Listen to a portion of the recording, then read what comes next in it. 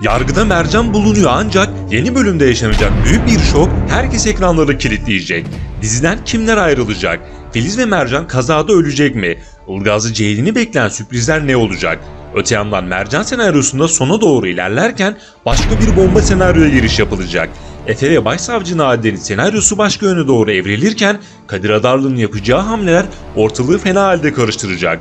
Ömer'le ilgili ise kimsenin beklemediği şok edici bir hazırlık var. Birazdan tüm bunlardan ve daha fazlasından kısaca bahsedeceğiz. Hemen başlayalım. İlk olarak şu haberle başlayalım. Önümüzdeki pazar günü büyük bir ihtimalle Yargı'nın yeni bölümü olmayacak. Hem 29 Ekim Cumhuriyet Bayramı sebebiyle hem de pazar günü Atatürk dizisinin yayınlanacak olması nedeniyle Yargı dizisine bir haftalık ara verilmesi bekleniyor. Yani yeni bölüm 5 Kasım'da yayınlanacak. Şimdi gelelim asıl konumuza. Nihayet haftalardır söylediğimiz gibi tahminlerimizde yanılmadık ve Mercan'ı kaçıranın Filiz olduğu, Dilek'in de işin içinde olduğu ortaya çıktı. Bu konudaki tüm detaylar belli oldu ve diğer şüpheliler de aklanmış oldu. Yine bu konudaki analizlerimizin de doğruluğunu görmüş olduk. Hatta bu vesileyle Efe'nin Başsavcı Nadide'nin torunu olduğunu öğrenmiş olduk. Bu hikayede yanan ise Eren oldu. Diğer taraftan Ilgaz ve Ceylin'in Mercan'a kavuşmasına son bir adım kaldı. Artık Mercan'a kavuşuyorlar fakat Filiz'in yaptığı kaza Ilgaz'la Ceylin'e büyük bir korku yaşatacak. Bu kazada Filiz ölebilir. Ne de olsa Yargı dizisinin bir klasiği. Şimdiye kadar hiçbir suçlu cezasını çekmedi ve hepsi öldü. Bakalım Filiz'in sonu da ölümle mi bitecek? Diziden ayrılan bir başka karakter ise Dilek karakterini canlandıran Seda Türkmen oldu. Eren'e büyük hayal kırıklığı yaşatan Dilek bu suça ortak olduğu için içeri girecek ve bu şekilde diziye veda etmiş olacak. Başarılı oyuncunun yeni dizisi ise Sandık Kokusu dizisi oldu. Konuk oyuncu Macit Koper de diziye veda edenlerden oldu. Peki Mercan kazadan kurtulacak mı? Ilgaz ve Ceylin'i bekleyen yeni sürprizler ne olacak? Şimdi gelelim bu konuya. Yaşanan kazada elbette Mercan ölmeyecek. Hatta emniyet kemerinin takılı olması önemli bir detay olup sosyal bir mesaj oldu. Ilgaz ve Ceylin yeni bölümde Mercan'a kavuşacaklar fakat bu konuda yapılacak ilk iş Mercan'ın hastaneye kaldırılıp kontrol altında tutulması olacak. Ceylin ise bir yandan geçmişteki dava meselesiyle yüzleşirken bir yandan da Mercan'a kavuşmanın mutluluğunu yaşayacak. Ancak bu konuda Ilgaz ve Ceylin'i zorlu bir süreç daha bekliyor olacak. Çünkü Mercan kazadan sonra Filiz'i annesi sandığı için annesini isteyecek. Bu durum özellikle Ceylin'i mahvedecek.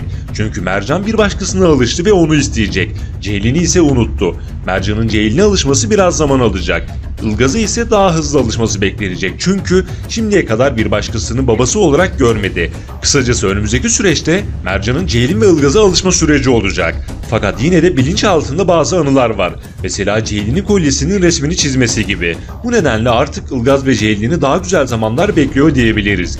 Evet, böylelikle Mercan senaryosu bir sonuca bağlanırken bir yandan da bomba bir senaryoya giriş yapılıyor. Şimdi gelelim bu konuya.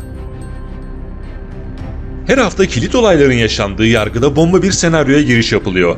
Yekta, Mercan'ı bulmak için bir şekilde Kadir Adarlı'ya bulaşmıştı. Sonrasında iş Osman ve Can'a kadar sıçradı. Hatta bu meseleye Çınar da dahil olacak. Kadir Adarlı'nın yeni bölümde yapacağı hamleler ortalığı fena halde karıştıracak. Çünkü parasını temize çıkarmaları için Yekta'ya ve dolaylı olarak Osman ve Can'a teslim etmişti. Fakat bu konuda Osman ve Can tökezleyecek. Durumlar böyle olunca da Kadir Adarlı hem Yekta'nın hem de Osman'la Can'ın başına büyük bela olacak. Dolayısıyla bu olay emniyete kadar, Ilgaz'ı Ceylin'e kadar hatta ailelerine kadar sıçrayacak. Bir bakıma mafyanın polis ve savcılarla karşı karşıya kalma senaryosu yaşanacak. Bu olaydaki kilit isimlerden biri de şimdiye kadar başı beladan eksik olmayan Çınar olacak. Bir yandan Parla'nın hoş olmayan tavırları, bir yandan da Yekta'nın Çınar'ı fakir çocuk zengin kız esprisiyle gazlaması sonucunda Çınar parayı bulup zengin olmak için gözünü karartacak. Tıpkı Çınar gibi Defne de gizli saklı işlerle başını belaya sokacak. Kısacası Yekta, Osman, Can ve Çınar Kadir Adarlı'yı karşılarına alacaklar. Yani hem Erguvan ailesini hem de Kaya ailesini yine gerilim ve aksiyon dolu günler bekliyor. Bu senaryonun ağırlığı giderek artacak. Tüm bunların yanı sıra geçtiğimiz bölümde Haluk'un öldüğünü, Ömer'in ise akıl hastanesinde olduğunu öğrendik. Önceki videolarımızda da bahsettiğimiz gibi ilerleyen bölümlerde Ömer'in bomba bir şekilde sahneye çıkması beklenecek. Akıl hastanesinde olan Ömer adeta ruh hastalığı derecesinde yapacağı planlarla ortaya çıkacak ve herkese şok etkisi yaşatacak. Son olarak Nil saman altından su yürütmeye başlayacak ve bu konuda Özge'yi kullanarak kafasında kurduğu planları hayata geçirecek.